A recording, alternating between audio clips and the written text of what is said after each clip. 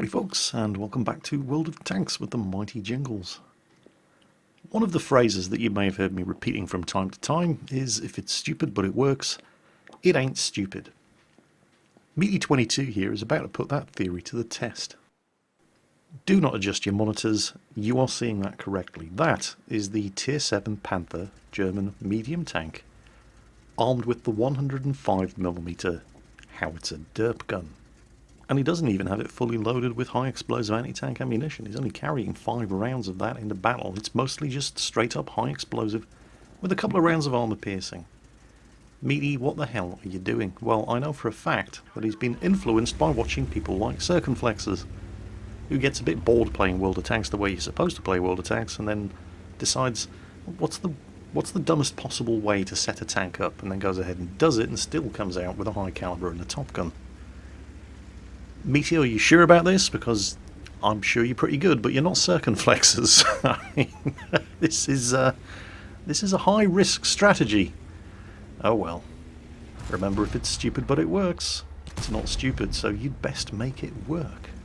Oh, and did I mention it's a Tier 9 battle? Alright, there were only 3 Tier 9s on each team, but Meaty's going to be fighting all 3 of them. Not immediately, of course. First he's going to put a shot into the M4 Ravioli over there. Now, he is only firing high explosive, so it's not going to do a huge amount of damage unless it penetrates, but every time he hits somebody you hear a critical hit, which means he's knocked out a crew member or disabled a module, or is this guy even aware that he's being shot in the flank? I mean, hey, I'm over here. Take me seriously, please. You're going to be seeing a fair amount of that in this replay, and it's probably one of the reasons why he ends up getting the score that he does, but hey, you know, if it's stupid but it works. It's not stupid. Okay, so there's a T-43 and an M41 over here as well. And you'll note that he did not get shot from the cover of the trees on top of the hill on the other end of the field when he popped out from behind this bunker to put those 3 shots into the M4 Ravioli, which is a fairly solid indication that there's nobody up there. Oh, turret bounced a shot from the T-43. It's difficult to get snapshots off with this howitzer because of the horribly long aiming time and the lousy accuracy, but he did manage to hit the turret of the T-43. Didn't do a huge amount of damage, of course, because that's probably the toughest armoured part of the T-43, but did some damage, and again, critical hit. So the T-43 has probably just had to burn a repair kit. Sorry, not a repair kit, a first aid kit. It's not crewed by Terminators, to get his commander or his gunner back up and running. Bulldog's down. And again, taking a calculated risk here, he's sitting out in the middle of the open field here shooting at the T-43, but nobody shot at him from the hill when he was putting shots into the M4, so he's taking the risk that there's nobody up there to actually shoot at him, and he's having a very expensive minute or so here. He's switched to the high explosive anti-tank premium ammunition for the first time in this game, and in fact for the last time in this game. He's expended 2 rounds of that and 2 rounds only, and now he's switching back to the high explosive. Now he's done 1200 damage so far using the wrong gun. If he'd been using the right gun, the L175mm, that only has 135 alpha damage. He would have had to hit, penetrate and do full damage 10 times in order to match this damage output so far. And most people don't even fire their gun 10 times during the course of a whole battle when they're playing World of Tanks. And I'm not just pulling that statistic out of my arse. Looking at the post-battle results of this very game, 22 of the 30 players involved didn't fire more than 10 shots during the course of this entire game.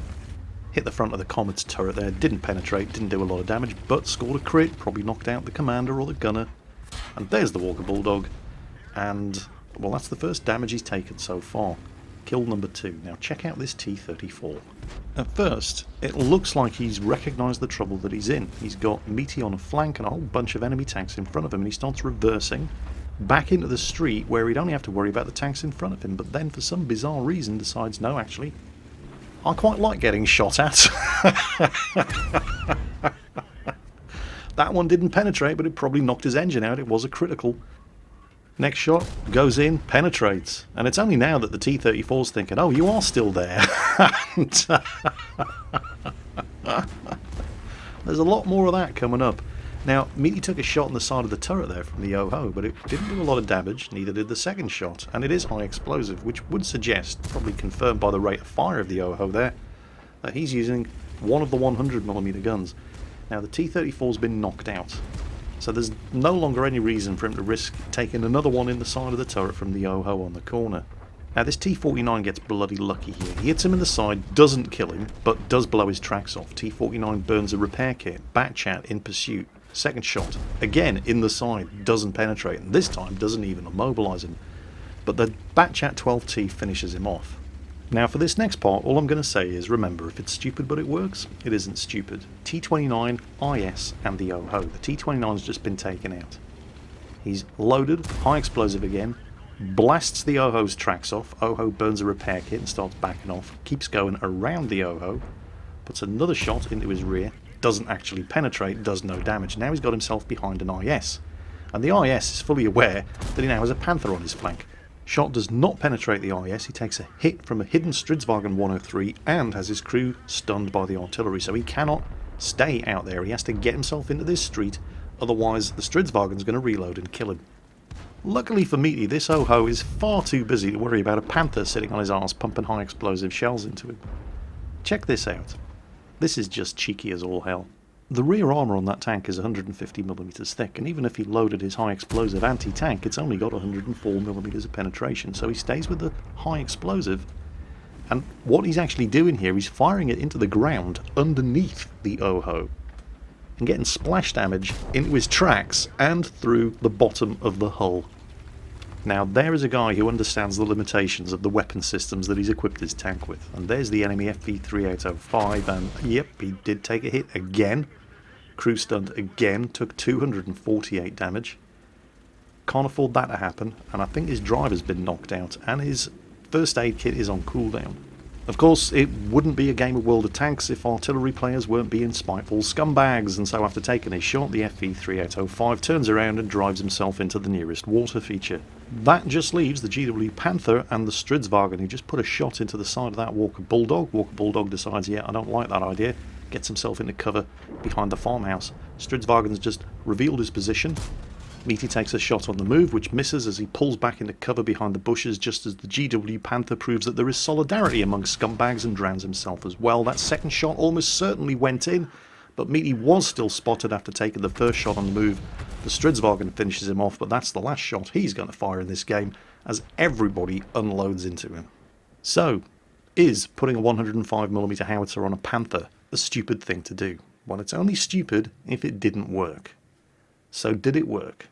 Well, the initial votes are in, and it certainly looks like it works. I mean, he did get Ace Tanker and Confederate, and that's an Oskins medal there. That's for killing 3 enemy tanks or tank destroyers in a medium tank, and they all have to be at least 1 tier higher than you.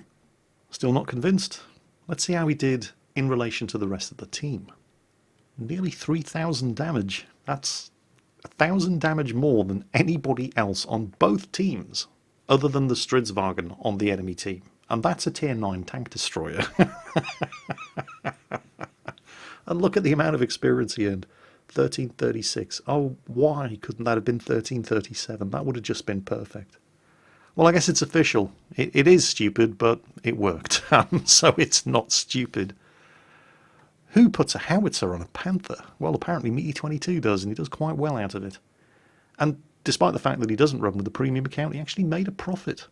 Didn't make much of a profit because he did expend 2 rounds of premium ammunition, but he still didn't lose money on that game.